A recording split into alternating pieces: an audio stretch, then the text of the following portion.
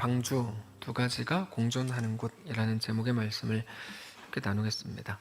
노아의 방주에 대해서 우리가 이제 나누고 있는데, 노아의 방주 그 자리가 하나님 나라였다라고 말씀을 드렸는데, 그게 하나님 나라가 될 수 있었던 이유는 눈에 보이지 않는 어떤 현실 속에서도 그들이 오로지 하나님의 말씀, 하나님의 약속 하나 붙들고 걸어간 자리이기 때문입니다. 그래서 그곳이 하나님 나라입니다. 하나님 나라는 조건에 관한 문제가 아닙니다. 환경이나 상황에 관한 문제가 아닙니다. 우리 눈에 보기에 얼마나 화려하고 아름답고 좋아 보이는가의 문제가 아니고, 하나님의 말씀하심으로 꽉 차 있는 그것만이 하나님 나라의 핵심이라고 말씀드렸습니다. 천지창조였죠. 하나님은 말씀하시고 피조물은 순종함으로 생겨났습니다. 그게 하나님이 보시기에 좋았죠. 완전한 아름다움이었다는 의미입니다. 그래서 오늘 본문을 보면 천지창조 때와 반복되는 표현이 들어있는데, 하나님이 명하신 대로라는 표현입니다. 하나님은 말씀하시고 우리는 듣는 사람들이고 순종하는 자입니다. 창조주와 피조물의 관계입니다. 근데 그렇게 될 때 비로소 온전한 회복이 이루어지는 겁니다. 회복이라는 것은 원래 의도, 원래 목적, 원래의 존재와 원래의 상태를 되찾는다는 의미인데, 그렇게 창조주와 피조물의 관계를 회복하는 것입니다. 그 하나님 나라가 바로 노아의 방주였던 겁니다. 그게 오늘 본문입니다.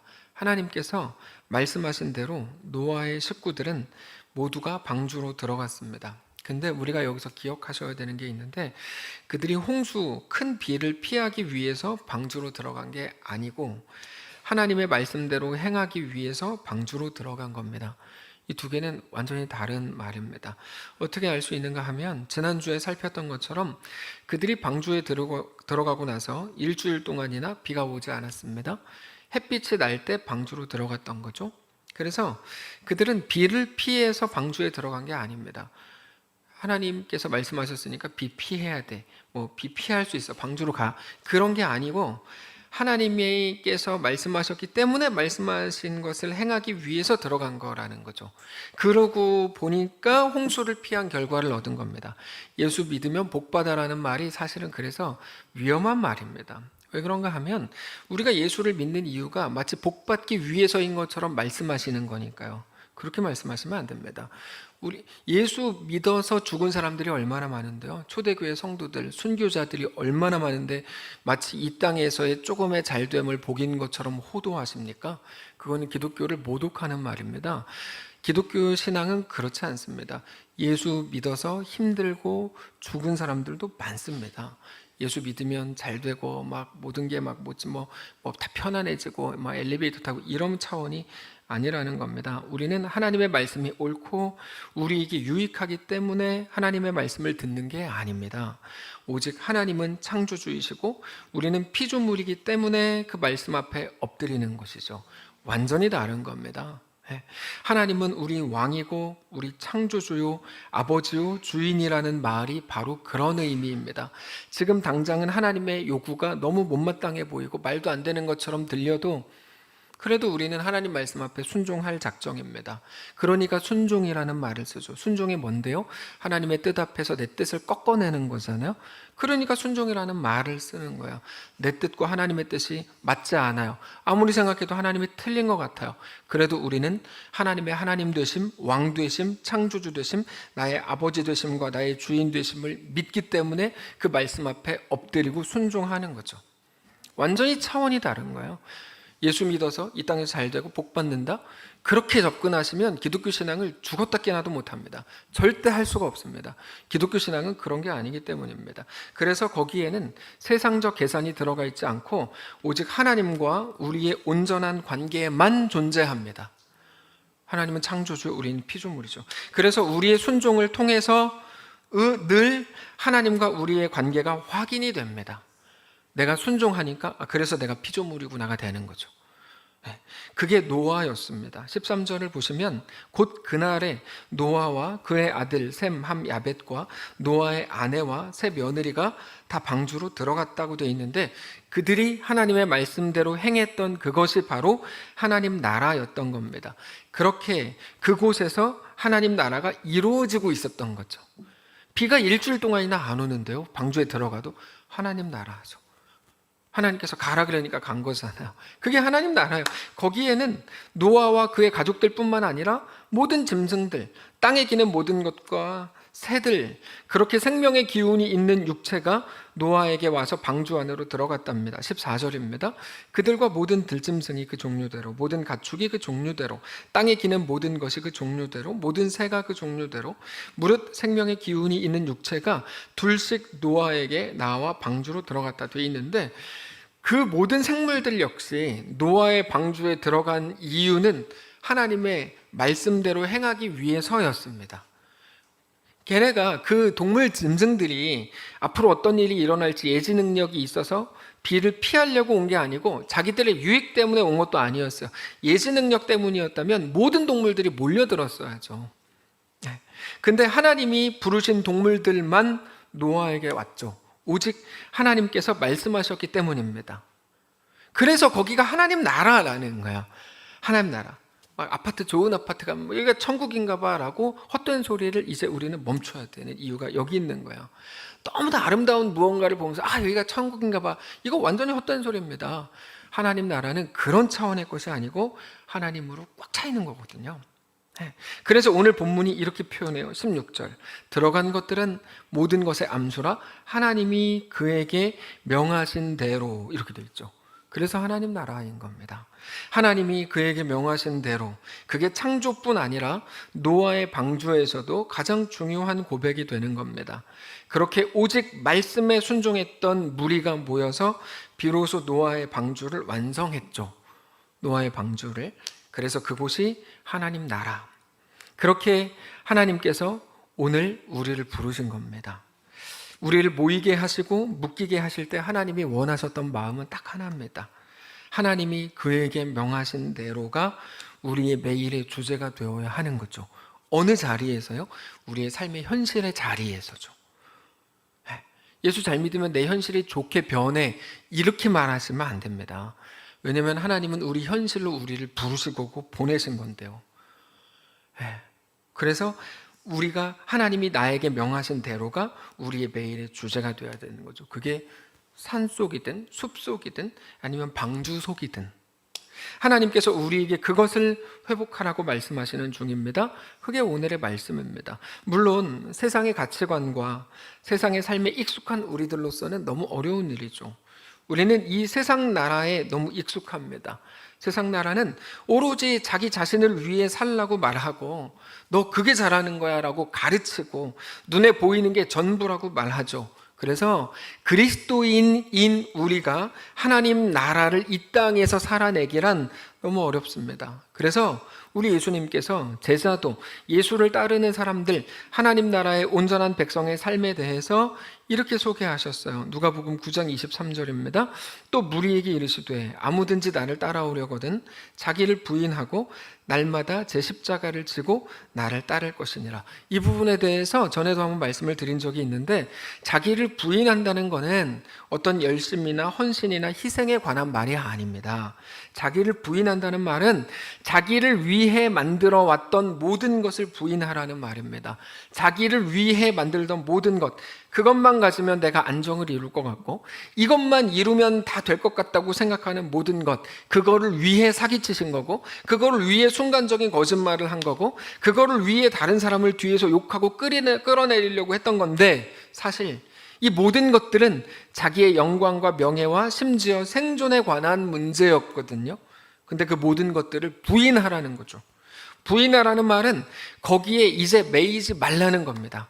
그렇게 하지 말라고, 그렇게 안 해도 된다. 대신에 이제는 예수로 묶여야 된다는 거죠. 하나님이 독생자 예수님을 이 땅에 보내서 죽음에 내어주셨고 그렇게 우리를 얻으셨는데 그거를 하나님의 유일한 영광과 명예로 여기셨던 것처럼 우리도 그렇게 예수를 통해 우리를 구원하신 하나님께 묶여야 된다고 말씀하시는 겁니다. 어떻게 묶이죠?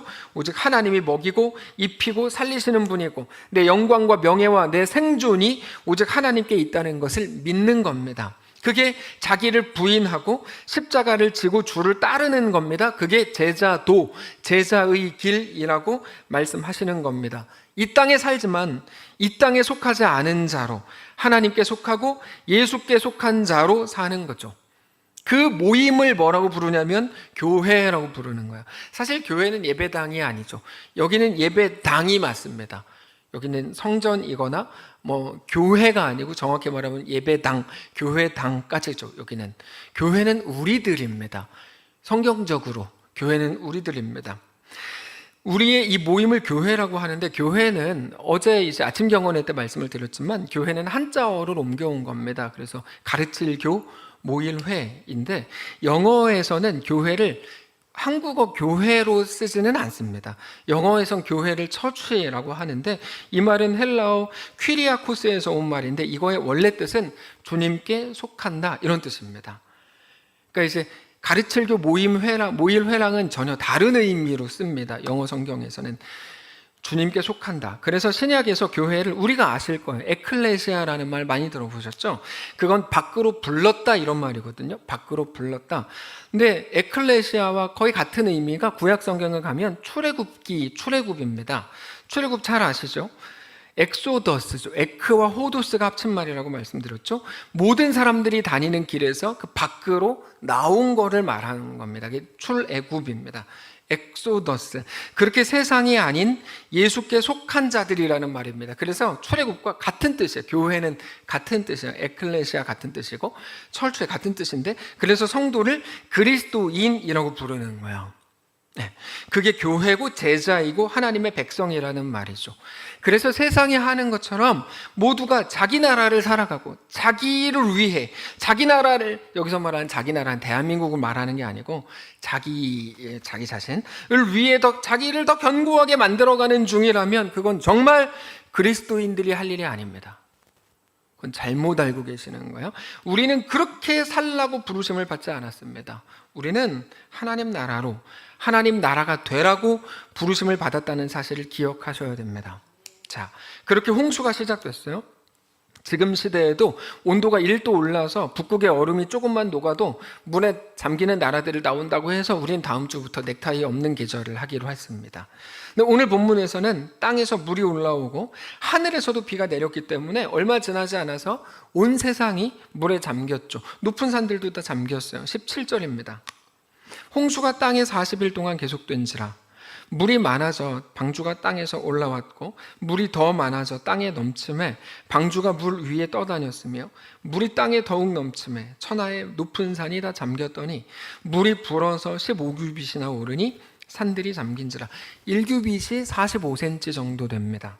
그래서 골리앗의 키가 6규빗 한 뼘이니까 그 사람의 키가 약 2m 90 정도로 이제 추정을 하는 건데 여기서 보면 몇 규빗, 15규빗이니까 약 6m 정도거든요. 그러니까 아마도 가장 높은 산에서부터 6m까지 더 물이 찼다 이런 의미일 겁니다. 그렇게 온 세상이 물로 다 덮였어요. 그 결과 땅 위에 움직이는 생물들을 다 죽었고 사람들 역시 모두가 그 홍수로 죽었습니다. 21절입니다. 땅 위에 움직이는 생물이 다 죽었으니 곧 새와 가축과 들짐승과 땅에 기는 모든 것과 모든 사람이라. 육지에 있어 그 코에 생명의 기운이 숨이 있는 것은 다 죽었다 되어 있는데요. 매우 절망적이고 상상할 수 없을 만큼의 두려운 일이 일어난 거죠. 사람들이 점점 물이 차오르는 걸 보면서 얼마나 두려웠을까요? 얼마나 두려웠을까요? 사실 죽음보다 더 무서운 건 두려움과 공포죠. 아마 물이 차오를 때마다 사람들은 엄청난 공포에 벌벌 떨었을 겁니다. 근데 중요한 건 이겁니다.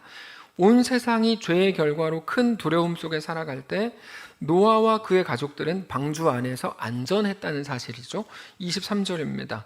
지면의 모든 생물을 쓸어버리시니 곧 사람과 가축과 기는 것과 공중의 새까지라. 이들은 땅에서 쓸어버림을 당하였으되 오직 노아와 그와 함께한 방주에 있던 자들만 남았더라. 자, 여기까지가 이제 오늘 본문인데 감사한 일이죠.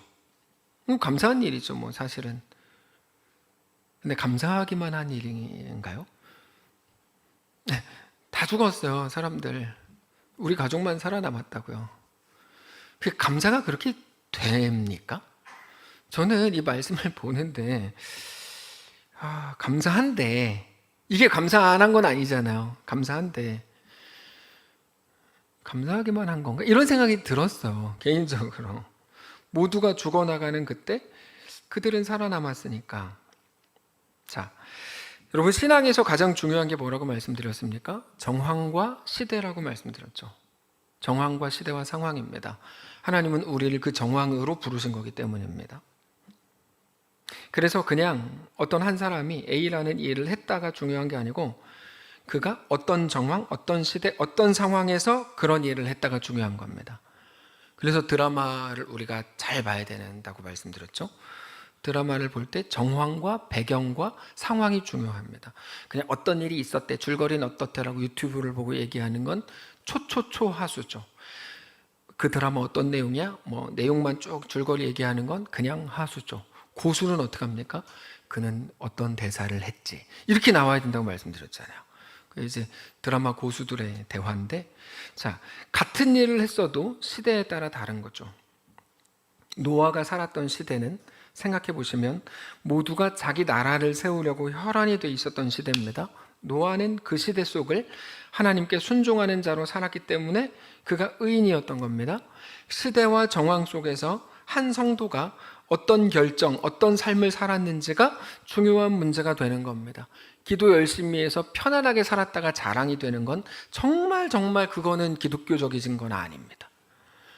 그 시대 속에서 어떤 신앙으로 살았냐, 이게 얘기가 돼야 되거든요. 전 여기서 그래서 마지막에 나오는 이 표현, 노아와 그와 함께 방주에 있던 자들만 남았다는 이 표현이 자꾸 신경이 쓰였어요.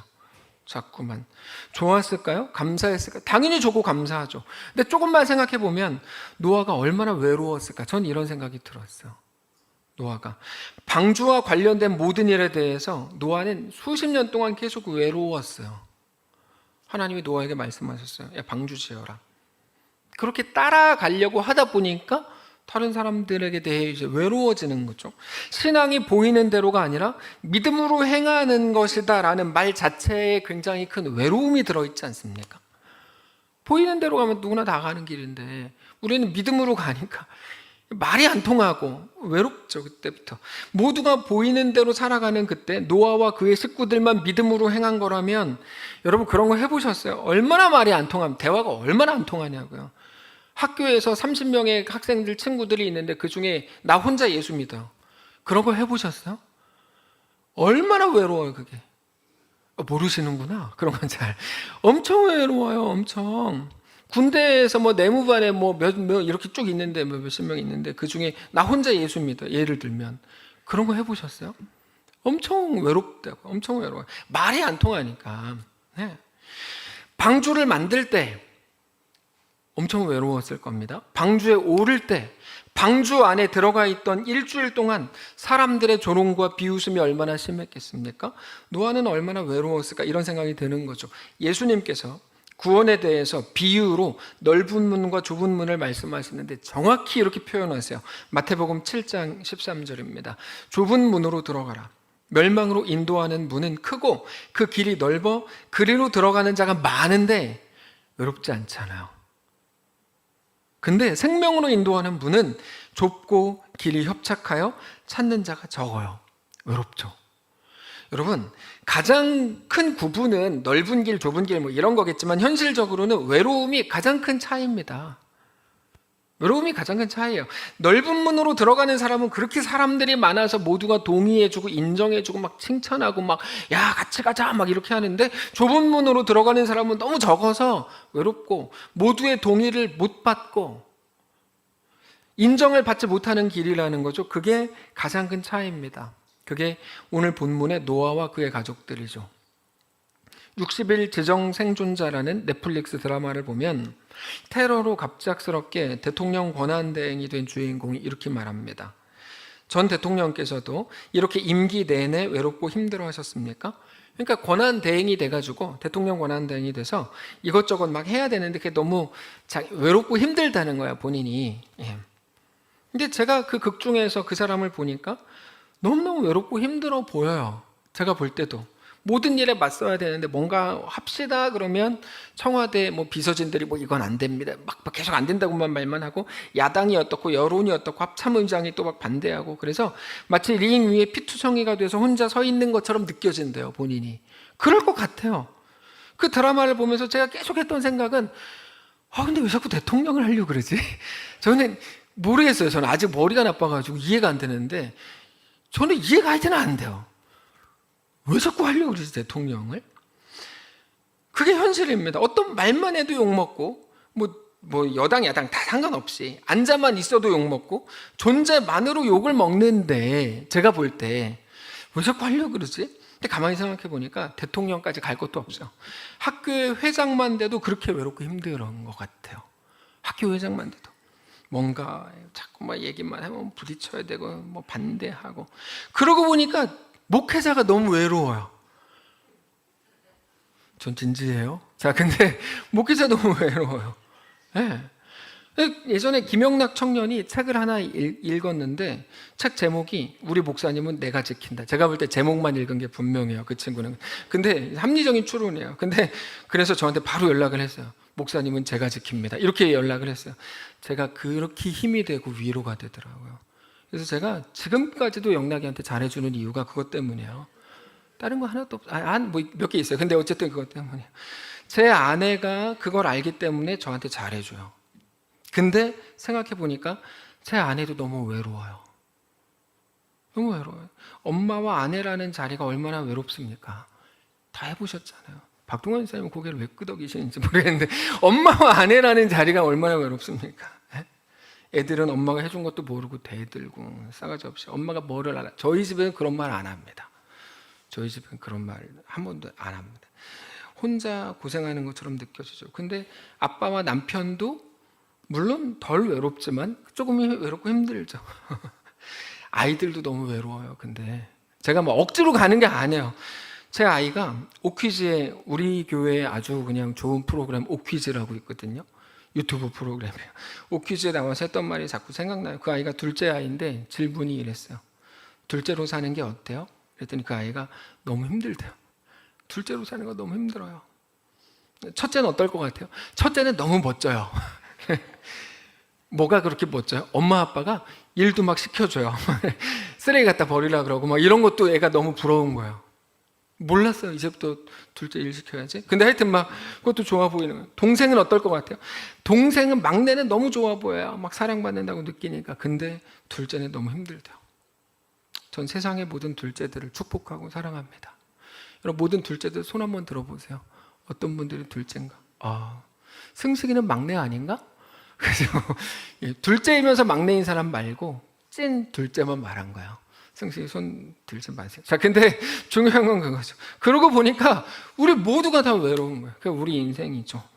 자, 여러분 노아가 좋았을까요? 감사했겠죠. 자기는 어쨌든 방주 안에 탔는데, 근데 어쩌면 그것보다 더 많이 외롭고 힘들었을 겁니다. 근데 그게 그리스도인의 삶입니다. 자, 여기서 제가 중요한 문제 낼게요. 노아가 왜 외로웠는 줄 아세요? 이유는 딱 하나입니다. 그가 방주 안에 있었기 때문이에요. 그게 노아가 외로웠던 이유예요. 다른 거 없어요. 그래서 예수님께서도 우리가 가야 할 길에 대해서 그 길은 외로운 길이라고 규정을 해주신 겁니다. 정상적으로 제대로 신자로 살려고 하는 모든 사람은 힘들고 외롭습니다. 억지 부리지 마세요. 하나님께서 말씀하시는 내용이 무엇인지 들으세요. 그러나 그럼에도 우리가 그 길을 가야 할 수 있는 이유가 있습니다. 하나님께서 그들과 함께 하셨기 때문입니다. 이것이 어떤 고난과 어떤 상황 속에서도 성도가 소망을 가질 수 있는 유일한 이유가 됩니다. 지난 수요일에 나누었던 말씀을 기억하십니까? 말씀을 묵상하는 내내 절망적이었어요. 계속. 거기에는 아마사의 무능과 요압의 악함과 잔머리와 다윗의 못남으로 꽉 차 있었어요. 말씀을 읽어 나갈 때 그렇게 생각할 때 점점 더 막 답답해졌어요. 그 본문을 읽는 우리도 그렇게 답답한데 그 자리 한가운데 있었던 다윗은 얼마나 더 답답했을까요? 다 보여요. 요압이 얼마나 악한 짓을 하고 다니는 거 다 보이고, 그래서 내가 요압을 근데 이길 힘은 없고 믿을 사람이 하나도 없는데 아마사를 한번 믿어서 좀 일을 맡겨볼까 했는데 아마사도 요압에게 죽임을 당해요. 얼마나 답답하고 외로웠을까요? 세상은 그렇게 눈앞에 보이는 소망 없음을 불행이라고 얘기하는데 우리는 지난 수요일에 전혀 다른 걸 나누었죠. 우리에게는 완전히 반대입니다. 소망이 없을수록 우리에게는 소망이 더 선명해지는 겁니다. 오직 하나님이 우리의 유일한 소망이시라는 사실이 점점 더 선명해질 뿐입니다. 빛을 보는 방법은 모든 것을 어둡게 만드는 것입니다. 그럼 아주 흐릿한 빛도 뚜렷하게 보입니다. 그러면 빛만 보입니다. 그렇지 않을 때는 모든 게 막 다 보이는데요, 어둡게 하면 빛만 보입니다. 그 소망 되신 하나님을 바라보고 믿음으로 우리에게 주어진 길을 걷게 되는 거죠. 다윗이 그렇게 은혜의 사람이 됐습니다. 다윗이 원래 한참 잘 나갈 때 은혜의 사람 아니었거든요. 다 자기 잘난 걸로 갔죠. 만약 골리앗도 이겼어 뭐 이렇게 갔거든요. 근데 다윗이 바뀌었어요. 밧세바 범하고 우리가 죽인 다음에 자기가 죄인인 걸 알고 나서 할 말 없는 인생이 된 이후로는 역시 나에게 소망은 하나님밖에 없구나를 알게 됐죠. 근데 갑자기 압살롬이 반역을 일으켜요. 알게 됐어요. 나한테 소망은 하나님밖에 없는 거구나. 끝났다 싶었는데 갑자기 또 뭐 세바가 와가지고 또 이렇게 또 막 반역을 일으켜요. 역시 나한테 하나님밖에 소망이 없는 거구나. 결국에 우리 앞에 있는 모든 절망은 우리에게 한 가지를 말해주는 거죠. 하나님밖에 소망이 없는 거야. 여러분, 절망이 우리에게 무엇을 말해주는지를 그래서 우리는 들을 수 있어야 돼요. 이거에 대해서 바울은 이렇게 고백합니다. 고린도후서 12장 9절입니다. 나에게 이르시기를 내 은혜가 너에게 족하도다. 이는 내 능력이 약한 데서 온전하여 짐이라 하신지라. 그러므로 도리어 크게 기뻐함으로 나의 여러 약한 것들에 대하여 자랑하리니 이는 그리스도의 능력이 내게 머물게 하려 함이라. 우리의 약함, 외로움, 힘겨움은 하나님을 우리로 하여금 소망하게 하고 하나님을 바라게 하고 결국 그렇게 그리스도의 능력이 우리에게 머물게 한다고 말하는 겁니다. 그거는 단지 하나의 정보나 지식이나 깨달음이 아니고 우리를 가장 강력하게 이끄는 하나님의 이끄심이랍니다. 그래서 바울은 그 사실을 알고 난 후에 이렇게 고백이 가죠. 10절 그러므로 내가 그리스도를 위하여 약한 것들과 능욕과 궁핍과 박해와 곤고를 기뻐하노니 이는 내가 약한 그때에 강함이라. 단지 외로움을 넘어서는 거고 오히려 모든 위기와 아픔과 고통의 자리까지도 더 담대하게 적극적으로 갈 수 있답니다. 그게 모든 게 공존하는 방주 안의 노아였습니다. 그래서 노아의 방주가 아니라 방주 안에 노아가 맞는 표현입니다. 노아가 그 방주 안에 있었던 거예요. 평안과 감사, 동시에 외로움과 답답함이 공존하는 그 방주죠. 그게 우리의 삶이죠. 우리는 외로움과 답답함을 기도로 없애버리고 싶은데 그런 방주는 없습니다. 있을 수가 없어요. 그런 방주가 어떻게 있을 수 있겠어요? 그런 방주는 세상에 없죠. 평안과 감사, 외로움과 답답함이 공존하는 방주. 사랑하는 성도 여러분, 그게 우리의 오늘, 우리의 매일이 되시기를 원합니다. 그래서 방주는 너무 평안하고 감사하면서도 동시에 너무 외로운 곳입니다. 우리가 외로운 건 우리 성격이 못났기 때문이 아니고 우리가 방주 안에 있기 때문입니다. 그 때문입니다. 다른 것 때문이 아니에요. 근데 그래서 우리에게는 더욱더 소망이 넘치는 거예요. 오늘 우리도 하루 한 주를 살아가는 동안에 얼마나 많은 절망의 사건과 절망의 생각과 절망의 소리들을 더 듣게 될까요? 우리가 실력이 없어서일 수도 있고 세상이 악하기 때문일 수도 있겠죠. 다만 그 모든 것은 한 가지, 우리에게 오직 하나님만 소망이신 것을 말해줍니다. 그래서 방주 안에 있었던 노아는 하나님의 은혜만 사모하게 되는 거죠.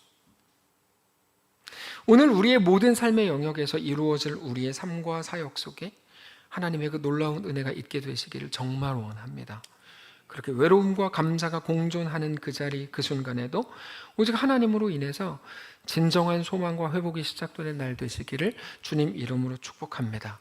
우리 함께 찬양하려고 하는데요, 내 평생에 가는 길이라는 찬양을 하려고 하는데, 제가 그냥 내 평생에 가는 길 해서 이제 잠깐 이걸 찾다가 요 시를 쓴 사람에 대한 이야기를 아까 예배 직전에 알게 됐어요. 그래서 조금만 소개하고 같이 좀 찬양하려고 그러는데, 미국 시카고에 거주하던 이 사람이 43살이었는데 장로님이면서 변호사였어요. 스파포드라는 사람인데 5명의 자녀를 뒀는데 1871년에 아들이 4살의 폐렴으로 사망합니다. 그러니까 이제 4명의 딸이 남았어요. 몇 달 후에 시카고에 커다란 화재가 발생해서 전 재산을 잃었습니다.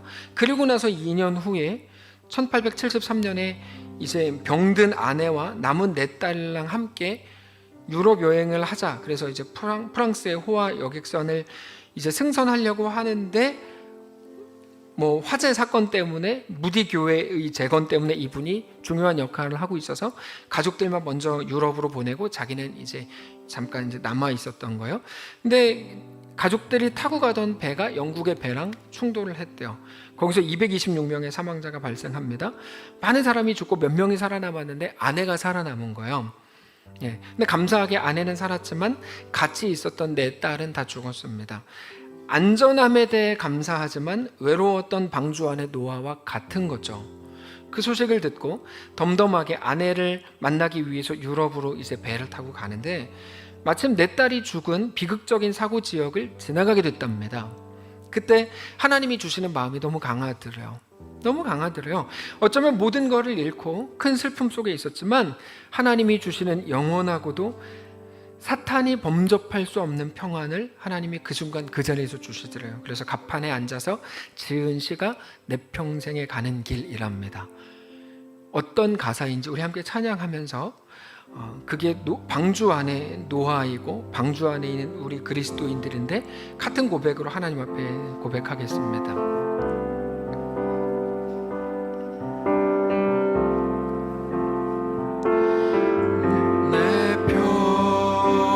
생에 가는 길 수탈하여 늘 찾아나가든지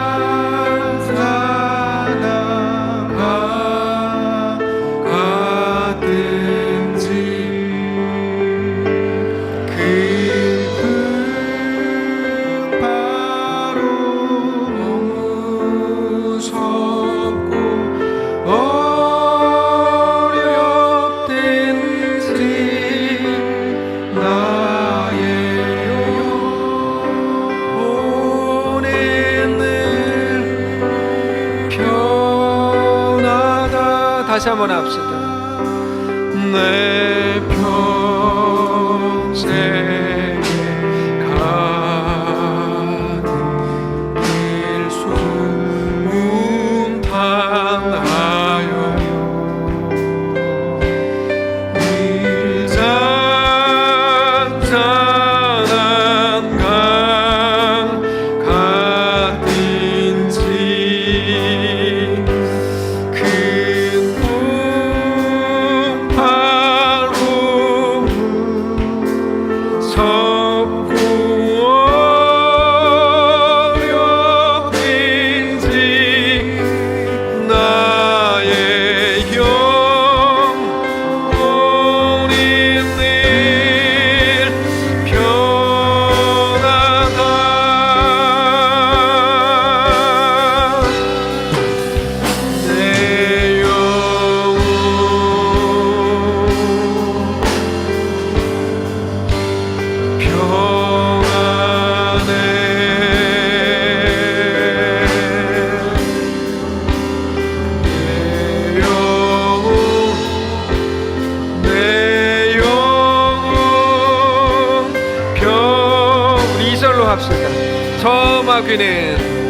저마 귀는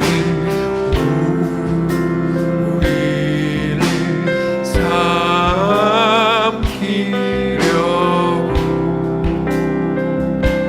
이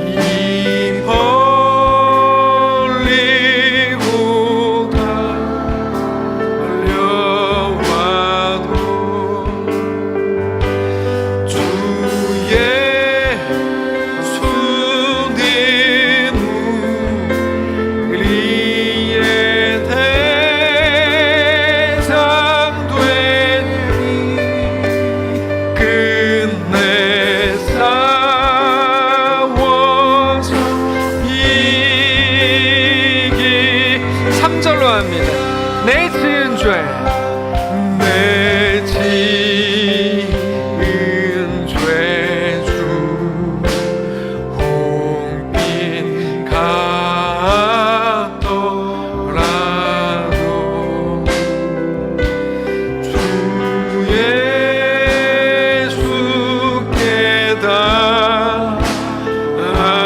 아뢰며 그 십자가 피로써 다시 씻으사 흰 눈보다 더 우리 믿음으로 4절 고백합니다. 눈 감고 고백할까요? 저 공중에 구름이 일어나며 공중에 구름이 일어나 큰 나팔이 울릴 때 그날이 울릴 때 주 오셔서 세상을 심판해도 서서 세상을 심판해도 나의 영혼은 겁 없으리. 영원히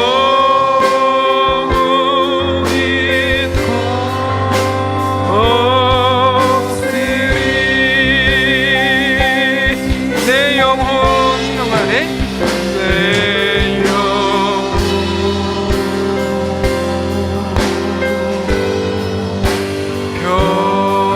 평안해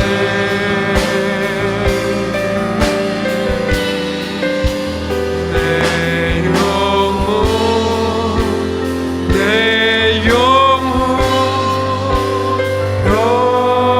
평안해. 하나님, 우리가 오늘 외로운 이유는 우리가 오늘 방주 안에 있기 때문일 겁니다. 감사합니다. 하나님의 은혜가 얼마나 큰지 우리는 잘 압니다. 그런데 이 땅을 우리가 살아가는 것이 만만치 않습니다. 그 길이 좁고 협착하여 찾는 이가 없기 때문이겠죠. 그러면서 나를 부르시고 우리를 주의 자녀로 삼으시고 우리를 우리의 삶의 환경과 상황과 정황과 시대 속에 묶어서 그렇게 우리를 부르셨으니 우리가 그 자리에서 하나님 나라를 넉넉히 살게 하옵소서. 우리의 모든 연약함과 부족함, 그러나 그 위에 하나님의 놀라운 은혜와 성령을 부으셔서 내가 거기서도 너와 함께 한다, 내가 너를 붙든다 말씀하시고 그렇게 우리 주님과 믿음으로 우리에게 주어진 시대를 넉넉히 살아가는 사랑하는 모든 성도들 되게 하옵소서. 우리의 주인 되신 죽음의 권세를 깨뜨리고 부활하신 우리 주 예수님의 이름으로 기도합니다. 아멘. 이제는 우리 구주 예수 그리스도의 은혜와 하나님 아버지의 다함없는 사랑과 성령의 교통인도 역사 위로 함께 하심의 은사가 이 시간 주를 바라보며 예수 안에 허락된 그 길을 믿음으로 걷기를 소원하는 사랑하는 모든 성도들 머리머리 위에, 그들의 직장과 가정과 자녀손들과 그들의 사업장과 생업 위에, 사랑하는 이 교회 위에 이제로부터 영원까지 함께 계실지어다. 아멘.